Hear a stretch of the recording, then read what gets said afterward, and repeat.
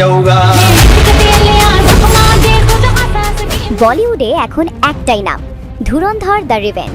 बिगाड़ लो जो बिगाड़ सकते हो। রণবীর সিং এর এই সিনেমা বক্স অফিসে ঝড় তুলেছে, কিন্তু এই বিশাল সাফল্যের মাঝেই একটি বিষয় নিয়ে শুরু হয়েছে তুমুল আলোচনা। কেন চুপ দীপিকা পাডুকোন? ধুরন্ধর দ্য রিভেঞ্জ প্রথম সপ্তাহেই বিশ্বজুড়ে আয় করেছে 500 কোটি রুপি। রণবীর সিং এর ক্যারিয়ারের সবচেয়ে বড় সাফল্যগুলোর একটি এটি। এমনকি বড় বড় নির্মাতারাও তার অভিনয়ের প্রশংসা করছেন। কিন্তু সমস্যা শুরু এখানেই। স্বামীর এই বিশাল সাফল্যে দীপিকা পাডুকোন একটাও ইনস্টাগ্রাম পোস্ট করেননি, কোনো স্টোরি দেননি, এমনকি লাইক পর্যন্ত দেননি।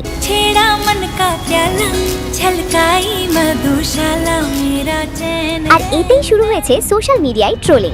অনেকেই বলছেন, এটা কি সম্পর্কের ফাটলের ইঙ্গিত? সব ঠিক আছে তো তাদের মধ্যে? এমনকি কিছু অনলাইন বিশেষজ্ঞ সম্পর্কে সমস্যা হওয়ার ইঙ্গিতও দিচ্ছেন।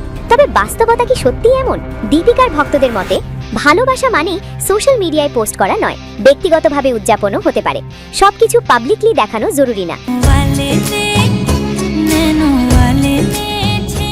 এর আগেও 83 বা রকি অর রানীতে দীপিকা ছিলেন রণবীরের পাশে। 2018 সালে বিয়ের পর থেকে জীবনের চড়াই উতারে দীপিকা ছিলেন রণবীরের সবচেয়ে বড় সাপোর্ট।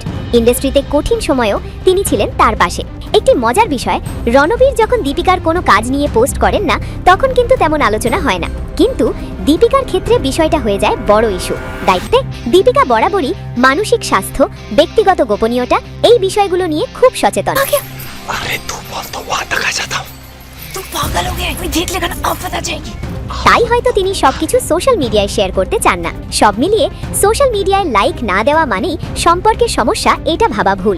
ভালোবাসা শুধু অনলাইনে নয়, অফলাইনেও প্রকাশ পায়। রণবীর ও দীপিকার সম্পর্ক তাদের ব্যক্তিগত বিষয়, আর সেটাকে সম্মান করাই উচিত। बेगाना, तू भूल गई रंग कैसे